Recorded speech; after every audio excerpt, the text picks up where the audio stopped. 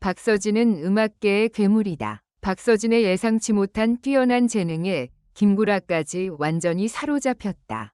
박서진이 들어오는 순간 누구도 크게 반응하지 않았다. 환호도 과장된 리액션도 없었다. 대신 오늘은 무슨 일이 터지겠구나 라는 예감 같은 게 스튜디오 바닥에 조용히 깔렸다. 그 예감이 어디서 왔는지 아무도 설명 못했지만 묘하게 틀리지 않을 것만 같았다. 그 앞줄에 앉아있던 김구라가 먼저 고개를 갸웃했다. 그가 어떤 사람인가? 수많은 방송에서 수많은 천재와 괴물을 봐왔고 대부분은 말만 요란했으며 몇몇은 진짜였지만 오래 가지 못했다.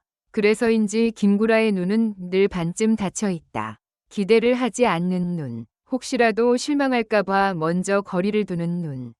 그런데 그 눈이 이날만큼은 아주 조금 열렸다. 자, 한 곡 들어보죠. 그런데 뭔가 이상했다. 진행자가 웃으며 말했다. 오늘은 특별히 편곡 없는 라이브로 갑니다.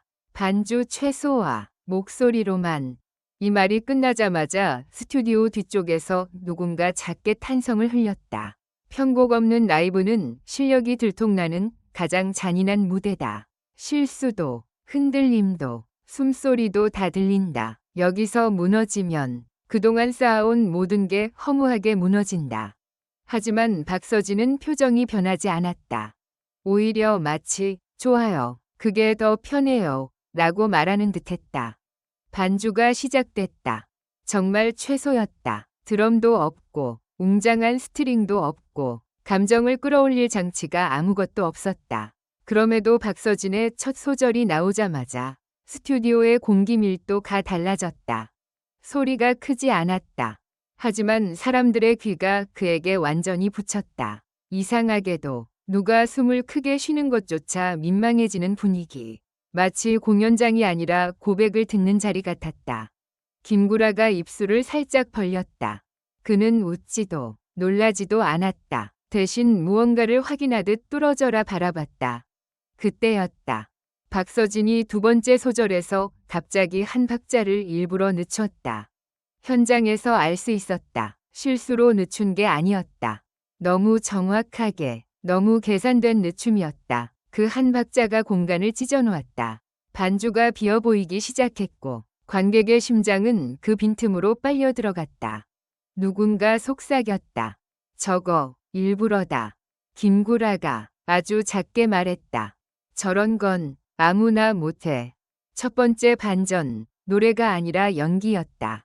박서진의 노래가 무서운 이유는 음이 높아서도 아니고 고음이 길어서도 아니었다. 그는 마치 한 곡을 서사로 만들었다. 슬픈 구절에선 슬픈 표정을 짓지 않았다.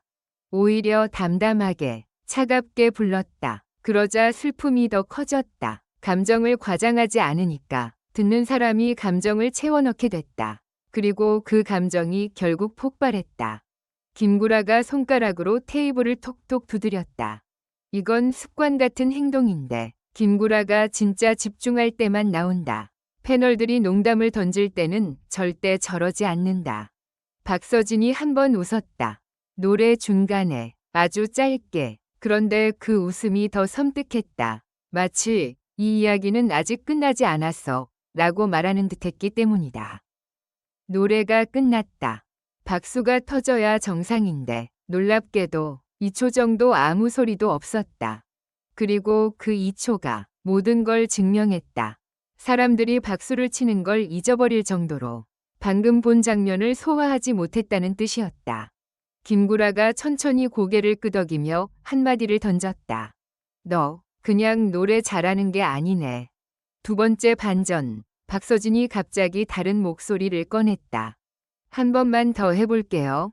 누가 시킨 것도 아니었다. 박서진이 스스로 마이크를 다시 잡았다. 제작진이 당황한 듯 서로 눈치를 봤지만 이미 분위기는 돌아갈 수 없는 강을 건넜다. 스튜디오가 그의 무대가 되어버린 것이다. 이번엔 곡이 달랐다. 분위기가 완전히 달라졌다. 방금 전이 깊은 밤의 고백이었다면 이번엔 햇빛 아래의 폭로처럼 밝고 날카로웠다. 그런데 결정적인 건 따로 있었다. 목소리가 바뀌었다. 같은 사람이 부르는데, 같은 성대에서 나오는데 공명이 달라지고 결이 달라졌다. 사람은 보통 자기 톤이 있다. 그런데 박서진은 톤을 갈아 끼웠다. 마치 다른 가수를 데려온 것처럼. 김구라가 웃음을 터뜨렸다. 그의 웃음은 보통 비꼬미 섞이지만 이날만큼은 순수한 당황에 가까웠다. 야, 이거는 사기지. 그리고 곧바로 이어진 한마디. 너 뭐 숨겨놨지? 스튜디오가 술렁였다. 숨겨놨지라는 말은 단순한 장난이 아니었다. 김구라가 누군가의 재능을 볼 때 가장 무서워하는 건 계산된 비밀이다. 실력도 실력이지만 그 실력을 어떤 방식으로 꺼낼지 알고 있는 사람. 그런 사람은 무대에서 게임을 바꿔버린다. 박서진은 대답 대신 손을 들었다. 그리고 충격적인 요청을 했다. 반주, 꺼주세요. 세 번째 반전, 반주 없는 무대에서 리듬을 만들어냈다. 반주를 끄면 가수는 흔들린다. 리듬이 없고 기준이 없다. 숨이 조금만 흔들려도 곡이 무너진다. 그런데 박서진은 반주가 꺼진 순간부터 오히려 더 자유로워졌다. 그는 발끝으로 바닥을 두드렸다. 아주 작게, 규칙적으로. 그 소리가 메트로놈이 됐다. 그리고 손뼉을 한 번 쳤다. 그 한 번이 박수로 리듬이 살아났다. 그 다음은 더 놀라웠다. 그는 관객의 박수 유도 같은 흔한 퍼포먼스를 한 게 아니라 무대의 템포를 본인이 직접 조율했다. 올리고, 늦추고, 끊고, 다시 붙였다. 가수라기보다 지휘자에 가까웠다. 김구라가 몸을 앞으로 숙였다. 눈이 완전히 열렸다. 야, 너는 노래를 하는 게 아니라 음악을 움직이네. 그 말이 나오자마자 스튜디오에 또 한 번 정적이 흘렀다. 이번에는 감탄으로 꽉 찬 정적이었다. 김구라를 사로잡은 진짜 이유, 기술이 아니라 통제력. 사람들은 흔히 박서진의 재능을 가창력으로만 설명하려 한다. 고음, 성량, 감정 표현, 무대 장악력. 하지만 그날 김구라가 사로잡힌 건 그런 단어들로는 부족했다. 그의 핵심은 따로 있었다. 박서진은 무대 위의 모든 것을 통제했다. 소리의 크기, 숨의 길이, 침묵의 타이밍, 관객이 놀랄 순간, 울컥할 순간, 웃을 순간까지, 심지어 패널들의 표정까지 바뀌었다. 누군가는 입을 다물고 누군가는 눈을 깜빡이는 걸 잊었다. 그 모든 것이 박서진의 흐름 안에서 움직였다. 김구라는 결국 솔직하게 말했다. 나는 이런 타입이 제일 무서워. 잘하는 사람 많아. 근데 사람 마음을 손바닥처럼 만지는 사람은 드물거든. 그리고 여기서 마지막 반전이 터졌다. 마지막 반전. 박서진은 오늘 이거 원래 계획 아니었어요. 라고 말했다. 녹화가 끝나갈 무렵 제작진이 정리 멘트를 하려는 순간 박서진이 조용히 손을 들었다. 사실 오늘 준비한 건 딱 한 곡이었어요. 스튜디오가 웅성거렸다. 그럼 방금 두 번째, 세 번째는 뭐였죠? 라는 표정들. 박서진은 웃었다. 그리고 아주 담담하게 말했다. 그냥 분위기가 그렇게 만들어져서요. 그 말은 겸손처럼 들렸지만 어쩐지 더 무서웠다. 왜냐하면 그 말은 곧 이런 뜻이었기 때문이다. 나는 준비한 것 이상을 언제든 꺼낼 수 있다. 그리고 그걸 꺼내게 만드는 건 그날의 공기와 흐름이다. 그 흐름을 내가 만들 수도 있다. 김구라는 그 순간 마치 결론을 내린 사람처럼 단호하게 말했다. 얘는 음악계의 괴물이 맞네. 누군가 박서진에게 물었다.